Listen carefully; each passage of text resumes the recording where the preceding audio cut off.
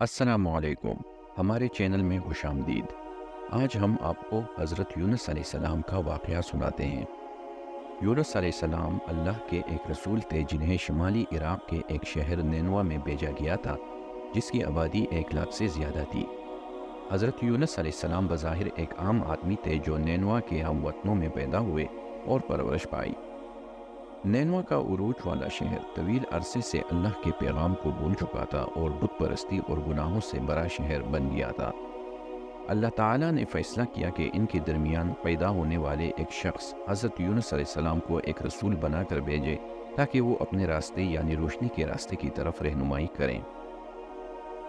حضرت یونس علیہ السلام فوراً اپنے رب کی خواہش کو پورا کرنے کے لیے نکلے اور اپنے قوم کو اللہ کی طرف رجوع کرنے اور بت پرستی سے بچنے کی دعوت دی۔ لیکن نینوا کے لوگوں نے یونس علیہ السلام کو رد کر دیا، جس طرح بہت سی قوموں نے ان سے پہلے کے نبیوں اور رسولوں کو رد کیا تھا۔ یونس علیہ السلام کو حوصلہ نہیں ملا، وہ انہیں اللہ کی عبادت کی طرف بلاتا رہا اور انہیں اللہ کے خوفناک غضب کی یاد دلاتا رہا جو عاد، سمود اور قوم نوح پر نازل ہوا تھا۔ لیکن انہوں نے اس بات کو رد کر دیا اور کہا کہ ہم اور ہمارے آباء و اجداد کئی برسوں سے ان دیوتاؤں کی پرستش کرتے رہے ہیں اور ہمیں کوئی نقصان نہیں پہنچا۔ حضرت یونس علیہ السلام ان کی مدد کرنا چاہتے تھے اور ثابت قدم رہے۔ انہوں نے اپنی قوم سے ہمت نہیں ہاری۔ ان کی لا علمی اور سخت الفاظ کے باوجود آپ انہیں اللہ کے عذاب سے ڈراتے رہے۔ ہونے دو، وہ لوگ ہنسے اور یونس کو بتایا کہ وہ اس کی خالی دھمکیوں سے ذرا بھی خوفزدہ نہیں ہے۔ حضرت یونس علیہ السلام کو مایوسی ہوئی، اس نے اپنے لوگوں کو چھوڑ دیا اللہ کے اجازت کے بغیر۔ اس نے نینوا شہر کو چھوڑنے کا فیصلہ کیا تاکہ اس امید پر کہ کوئی ایسی جماعت مل جائے جو اسے قبول کرے اور اسلام میں داخل ہو جائے۔ نینوا کا پرسکون آسمان جلد ہی غصے سے سرخ ہو گیا اور جو اللہ کے غضب کو توپنے کی تیاری کر رہا تھا۔ مرد، عورتیں اور بچے خوف سے بھرے دلوں کے ساتھ پہاڑوں کی چوٹیوں پر اپنے اوپر آسمان کی لڑائی دیکھ رہے تھے۔ انہیں جلد ہی یونس علیہ السلام کا اللہ کے عذاب کی تنبیہ یاد آ گئی اور وہ عاد، سمود اور قوم نوح کی مصیبت سے ڈر گئے۔ نئے ایمان کے ساتھ وہ گھٹنوں کے بل گر پڑے، ہاتھ پھیلا کر اللہ سے معافی اور رحمت کی بھیک مانگنے لگے۔ سچی توبہ کے اس مظاہرے سے متاثر ہو کر اللہ تعالیٰ نے اپنا عذاب اٹھا لیا، اپنی رعایا کو معاف کر دیا اور ان پر اپنی رحمتیں نازل فرمائی۔ جیسے ہی آسمان صاف ہوا، لوگوں نے اپنے پیارے نبی یونس علیہ السلام کی بحفاظت واپسی کے لیے دعا کی تاکہ وہ انہیں اللہ کے راستے پر چلا سکے۔ اسی دوران حضرت یونس علیہ السلام جو نینوا سے روانہ ہوئے تھے، ایک چھوٹے سے مسافر بردار جہاز میں سوار ہو کر اس ارادے سے گئے تھے اپنے لوگوں سے جہاں تک ممکن ہو سفر کرنا۔ جہاز دن کے وقت پرسکون پانیوں سے گزرتا رہا، لیکن جیسے ہی رات ختم ہوئی، ایک طوفان نے جہاز کو وحشیانہ طریقے سے ہلا کر رکھ دیا۔ جہاز کا عملہ اور مسافر اپنی جانوں کے لیے خوفزدہ ہونے لگے کیونکہ سمندر کا پانی آہستہ آہستہ ڈیک میں بھرنے لگا اور جہاز کو آہستہ آہستہ ڈوبنے لگا۔ جیسے ہی طوفان رات بھر جاری رہا، جہاز کے کپتان نے اپنے آدمیوں کو حکم دیا کہ وہ سامان اور دیگر تمام اضافی بوجھ کو باہر پھینک دیں تاکہ جہاز کا بوجھ ہلکا ہو۔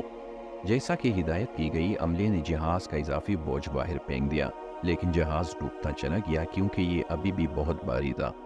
کپتان کے پاس کوئی چارہ نہیں بچا تھا۔ اگر وہ اپنے عملے اور مسافروں کی جان بچانا چاہتا تو اسے ایک آدمی کی جان قربان کرنی پڑی۔ جیسے کہ اس زمانے میں مردوں میں ایک عام رواج تھا، کپتان نے قراندازی کرنے کا فیصلہ کیا تاکہ قربانی کے لیے مسافر کا انتخاب کیا جائے۔ قراندازی کی گئی اور حضرت یونس علیہ السلام کا نام چنا گیا۔ وہ لوگ جانتے تھے کہ یونس ایک جوان، نیک، ایماندار اور بابرکت آدمی تھا، اس لیے انہوں نے اسے نکالنے سے انکار کر دیا اور دوبارہ قرع ڈالنے پر رضامند ہو گئے۔ چنانچہ قرع ڈالا گیا اور یونس کا نام دوبارہ سامنے آیا۔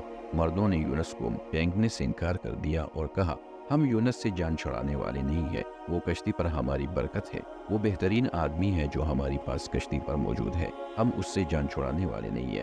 چنانچہ انہوں نے تیسری بار قرع ڈالا اور یونس کا نام دوبارہ ظاہر ہوا۔ لوگ حیران رہ گئے، لیکن حضرت یونس علیہ السلام جانتے تھے کہ یہ اللہ کا فیصلہ ہے، کیونکہ انہوں نے اپنے رب کی رضامندی کے بغیر اپنی قوم کو چھوڑ دیا تھا۔ چنانچہ یونس علیہ السلام نے جہاز سے باہر اندھیرے میں چھلانگ لگا دی۔ سمندر کے بیچوں بیچ غصے والی لہریں اللہ کے حکم کے مطابق سمندر کی سب سے بڑی ویل نے یونس علیہ السلام کو پانی سے ٹکراتے ہی نگل لیا۔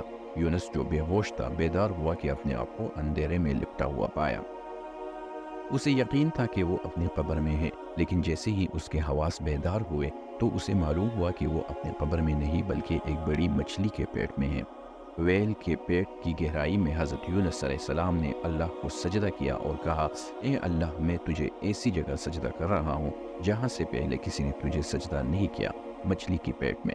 پھر اس نے اللہ کو پکارتے ہوئے کہا کہ تیرے سوا کوئی عبادت کا حقدار نہیں، تسبیح ہو آپ پر، بے شک میں ظالموں میں سے تھا۔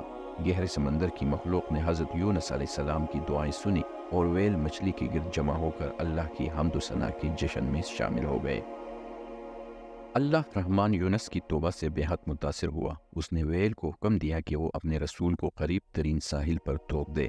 ویل نے اللہ کے حکم کی تعمیل کی اور قریب ترین ساحل پر تیر کر یونس علیہ السلام کو باہر نکال دیا۔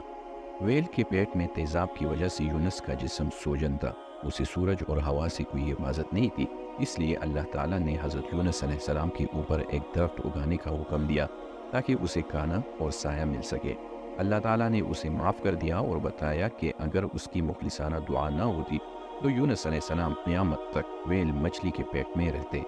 جب یونس علیہ السلام مکمل طور پر صحت یاب ہو گئے تو انہوں نے اپنا مشن مکمل کرنے کے لیے واپس نینوا کا سفر کیا۔ اپنے آبائی شہر پہنچ کر یونس علیہ السلام حیران رہ گئے۔ نینوا کی پوری آبادی اسلام قبول کر چکی تھی اور ان کی آمد کا انتظار کر رہی تھی۔ یونس علیہ السلام نے اپنی قوم کے ساتھ مل کر اپنے رب کو سجدہ کیا اور اس کی تمام نعمتوں کا شکریہ ادا کیا۔ یونس علیہ السلام واحد پیغمبر تھے جن کی پوری امت نے اسلام قبول کیا۔ اللہ تعالیٰ نے قرآن پاک میں یونس ابن متہ کی قوم کے بارے میں فرمایا، کیا کوئی بستی ایسی تھی جو عذاب کو دے کر ایمان لے آئے اور اس وقت اس کے ایمان نے اسے عذاب سے بچا لیا ہو؟ جواب کوئی نہیں ہے سوائے یونس کے قوم کے۔ جب وہ ایمان لے آئے تو ہم نے دنیا کی زندگی میں ان سے رسوائی کا عذاب ہٹا دیا اور انہیں تھوڑی دیر کے لیے فائدہ اٹھانے دیا۔ سورہ یونس آیت نمبر 98۔